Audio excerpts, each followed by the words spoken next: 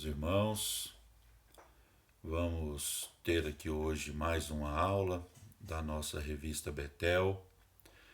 Nós estamos estudando neste trimestre o livro de Salmos e a lição de hoje é a lição de número 11, celebrando a palavra de Deus. A nossa escola bíblica é na terça-feira, tem a liderança do evangelista Valdenilson. E por isso a nossa escola bíblica chama-se EBT, Escola Bíblica de Terça. Vamos hoje estudar o Salmo de número 119 e dando ênfase aqui à questão da celebração da palavra de Deus. Vamos observar o texto áureo no Salmo 119, 105, que diz: lâmpada para os meus pés é a tua palavra e luz para o meu caminho. A verdade aplicada. Os nossos caminhos precisam estar alicerçados na palavra de Deus. Esta lição tem 3 objetivos principais: identificar as características do Salmo 119, apresentar as qualidades das Sagradas Escrituras e mostrar a importância de se meditar na palavra de Deus. Textos de referência se encontra no Salmo 119, versos 1, 9, 23, 37, 45 e 113. Bem-aventurados retos em seus caminhos, que andam na lei do Senhor. Com que purificará o jovem o seu caminho? Observando-o conforme a tua palavra. Príncipes também se assentaram e falaram contra mim, mas o teu servo meditou nos teus estatutos. Desvia os meus olhos de contemplarem a vaidade e vivifica-me no teu caminho. E andarei em liberdade, pois busco os teus preceitos. Odeio os pensamentos vãos, mas amo a tua lei. Esse aqui é o texto de referência para a aula de hoje. A introdução aqui diz o seguinte, que o Salmo 119 revela a importância de conhecer, meditar e seguir a palavra de Deus. Ele ensina acerca dos benefícios de viver conforme os preceitos de Deus e qual é o caminho para uma aliança com Deus. O tópico primeiro vai falar sobre um salmo sobre a palavra de Deus. Como eu disse, a ênfase de hoje é o Salmo 119, que é o maior de todos os salmos da Bíblia. Esse Salmo 119 tem 176 versos, divididos em 22 grupos, de 8 versos cada grupo. O Salmo 119 ajuda-nos a compreender os efeitos da palavra de Deus na vida do homem. Ele também tem ensinamentos profundos a serem meditados diariamente. O subtópico 1.1 vai explicar que o Salmo 119 é um salmo acróstico. O Salmo 119 é um acróstico na modalidade abecedário. Na próxima página nós vamos explicar o que é um acróstico. O salmista organiza as 22 estrofes, como eu disse anteriormente, de 8 versos cada estrofe, dividindo-as em conformidade com as letras do alfabeto hebraico. Os 3 primeiros versos do Salmo 119 funcionam como uma introdução, e os 3 últimos versos do Salmo 119 funcionam como uma conclusão desse salmo. Então vamos explicar aqui o que é um acróstico. Os salmos, como a gente disse, 119, ele é um acróstico. Os salmos acrósticos são aqueles que contêm poemas na modalidade acróstico, em que o conjunto das primeiras letras de cada verso forma uma palavra, ou seguem uma sequência alfabética. Assim, trata-se de um recurso literário que muito contribui para a memorização. Aqui do lado esquerdo a gente tem aí como que funciona um acróstico na língua portuguesa. A gente citou aí o exemplo da palavra mãezinha, né? Onde a letra M, que é a primeira letra da palavra mãezinha, forma a frase mamãe está sempre contente. A letra A, que é a segunda letra da palavra mãezinha, forma a frase andando para lá e para cá. E assim acontece com as demais letras, né? Então, mãezinha formou um poema acróstico que é: mamãe está sempre contente, andando para lá e para cá, ela cuidando da gente. Zomba do trabalho que dá. Indiferente no cansaço, não para de trabalhar. Hoje para ela o abraço. A turma vai festejar. Então aqui a gente tem um poema na língua portuguesa acróstico. No hebraico acontece também de ter esse mesmo recurso, que é utilizar das letras do alfabeto hebraico na sua sequência e formar, né, versos a partir daquela sequência de letras do alfabeto. O Salmo 119 ele tem uma característica diferente, porque ele vai utilizar das 22 letras do alfabeto hebraico, conforme a gente disse, né?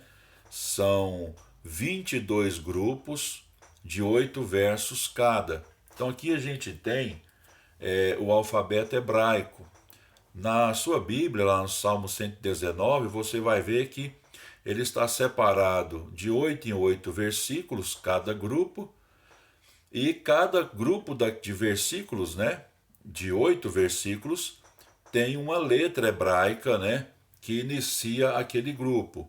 Então a gente tem a letra Aleph, que é a primeira letra do alfabeto hebraico, e vai na sua sequência até a 22ª letra.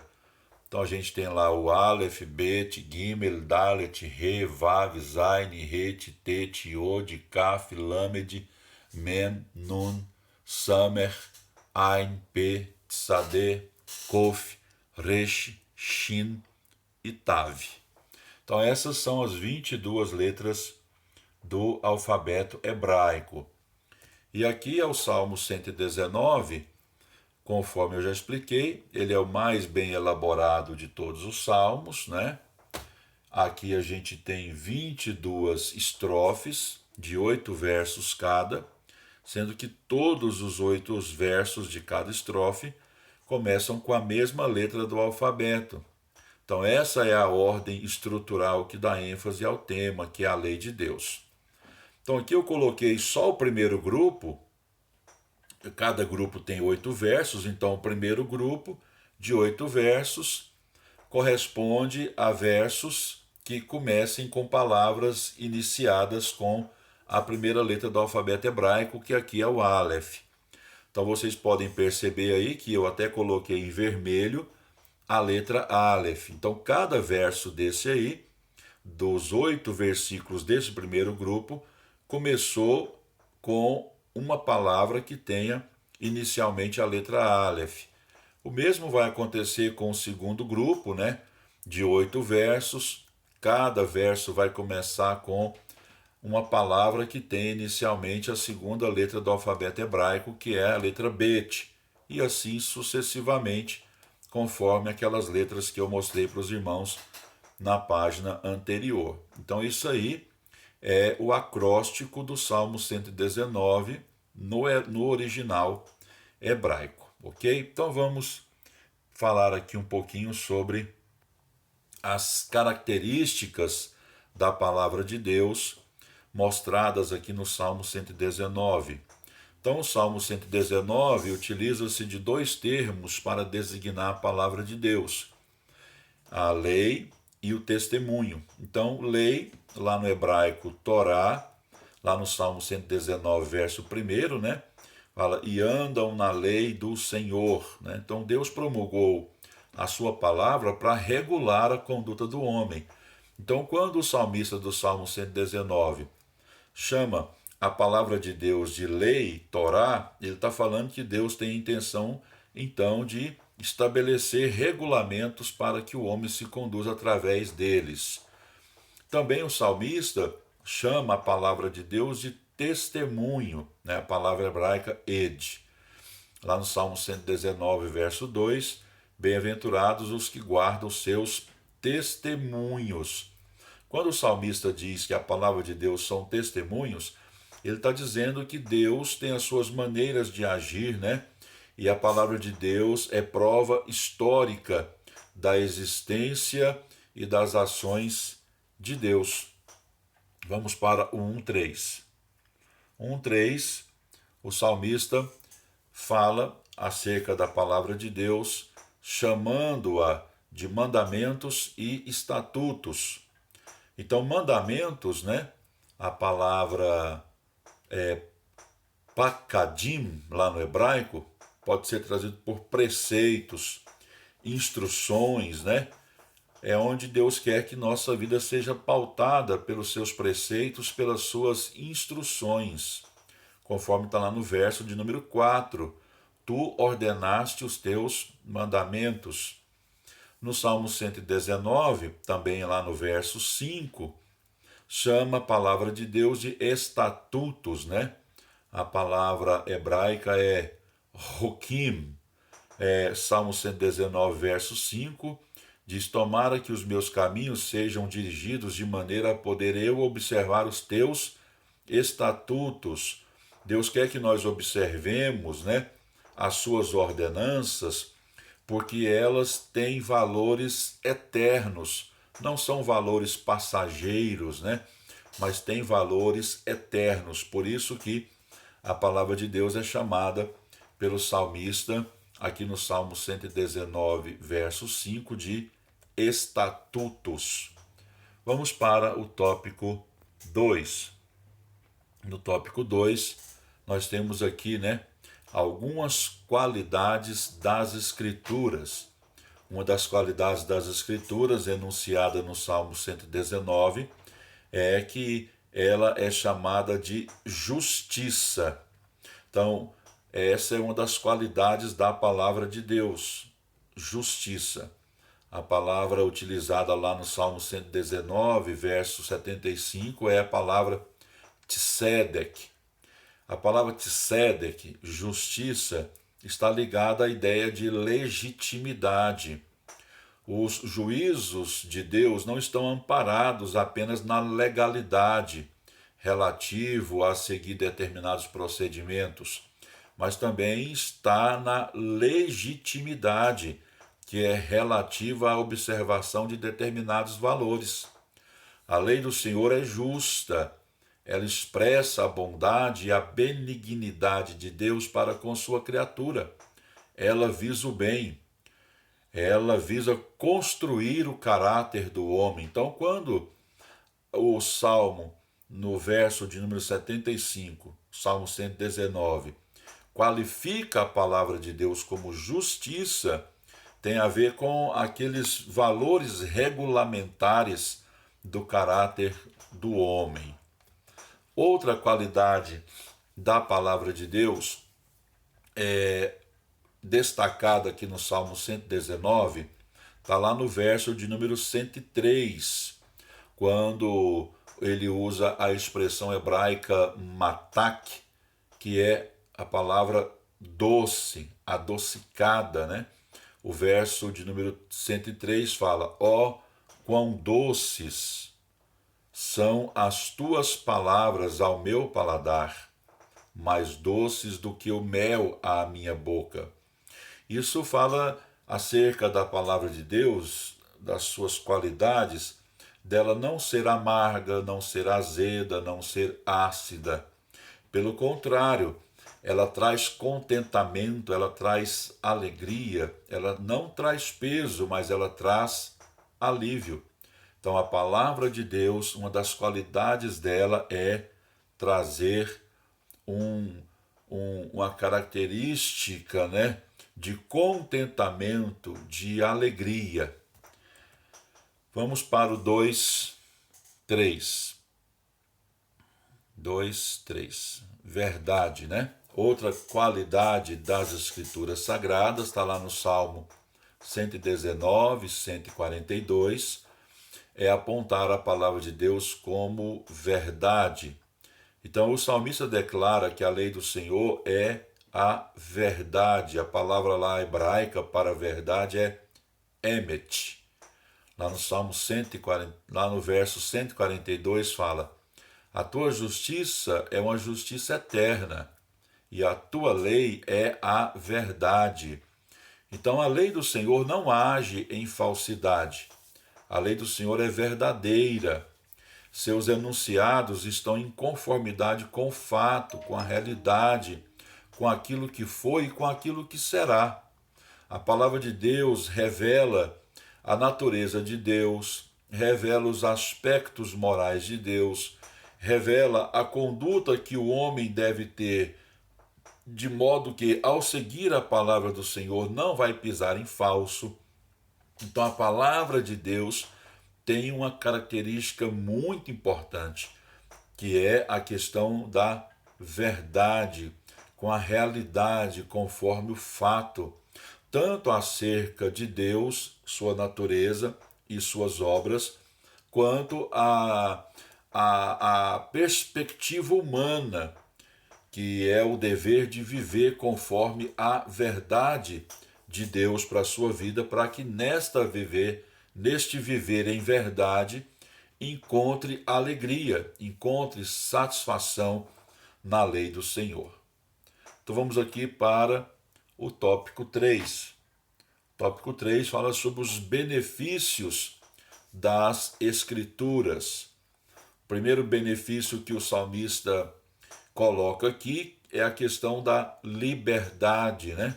O salmista declara no Salmo 119, verso 45: e andarei em liberdade, pois busquei os teus preceitos.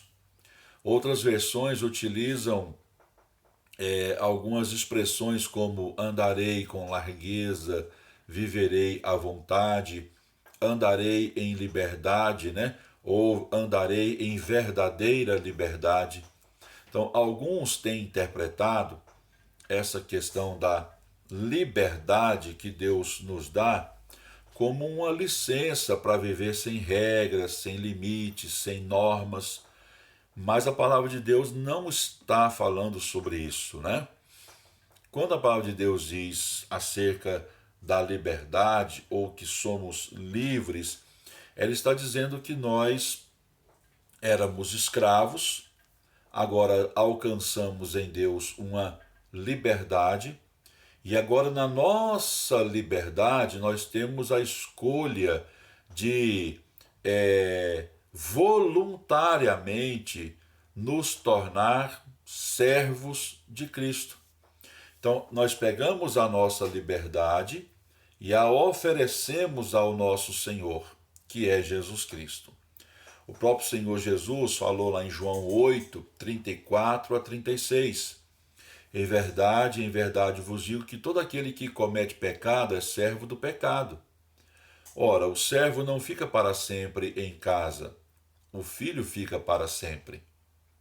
O texto continua dizendo: se, pois, o filho vos libertar, verdadeiramente sereis livres. Então, nós temos que pegar a nossa liberdade, conforme Paulo disse lá em Romanos 8 e 21, e oferecê-la para a glória dos filhos de Deus. Ou seja, nos tornarmos servos tanto de Deus quanto servos de Cristo. Gálatas 5:1, o apóstolo Paulo diz: estai, pois, firmes na liberdade com que Cristo nos libertou, e não torneis a meter-vos debaixo do jugo da servidão. Ora, se nós pegarmos a nossa liberdade que Jesus nos deu ao comprar-nos no mercado de escravos, pois essa era a nossa realidade espiritual, e continuarmos a viver debaixo do jugo de escravidão, debaixo do jugo do pecado, esta liberdade que Cristo nos ofereceu, de certa maneira, de certo modo, se tornará em vão, porque ele nos comprou para nos tirarmos de uma realidade. Qual era a realidade? A do pecado. E agora nós somos livres e voluntariamente escolhemos servir ao Senhor. Então a liberdade não é uma licença para a libertinagem. A liberdade, ela nos constrange, por causa do amor de Cristo em nossa vida, de vivermos para e no Cristo Jesus.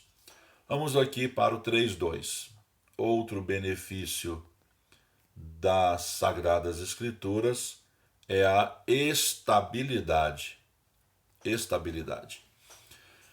Então, estabilidade consiste em equilíbrio, firmeza, permanência, durabilidade. É a qualidade daquilo que é firme. O ser humano, ao estabelecer as suas alianças, busca ter estabilidade, seja no relacionamento, na profissão, em outros aspectos da vida.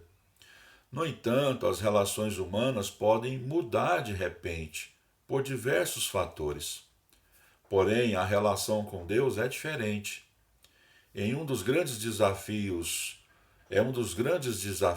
do tempo presente, a capacidade de permanência. Por quê? Porque as relações elas sofrem constantes mudanças. O salmista nos ensina sobre a importância de não nos afastarmos da palavra de Deus.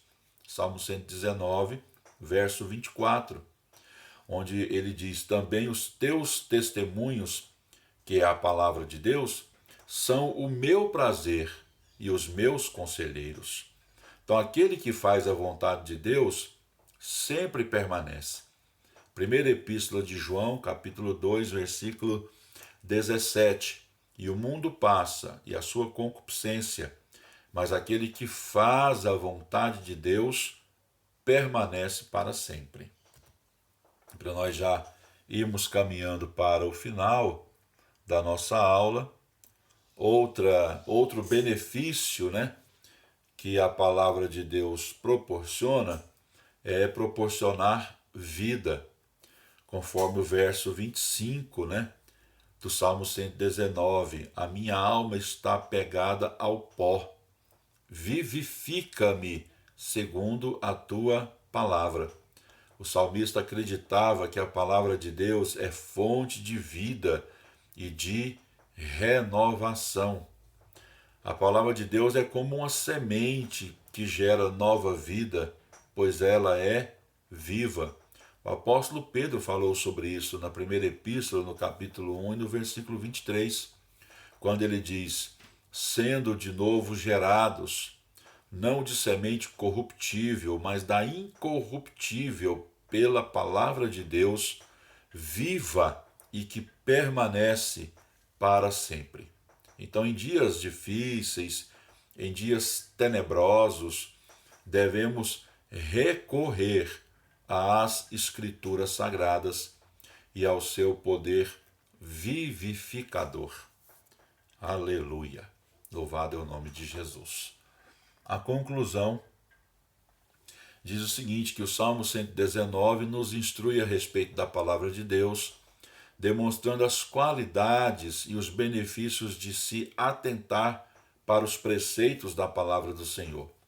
Quem anda na verdade jamais andará em trevas. A nossa próxima aula, nós vamos estudar a lição de número 12 e vamos falar sobre o tema edificando a família com temor e confiança no Senhor. E vamos discutir os principais assuntos, Os temas dos Salmos 127 e 128, que são salmos que falam sobre a família, a importância de dependermos de Deus e os benefícios do temor a Deus. Que Deus abençoe você, que Deus abençoe sua família. Muito obrigado por sua atenção.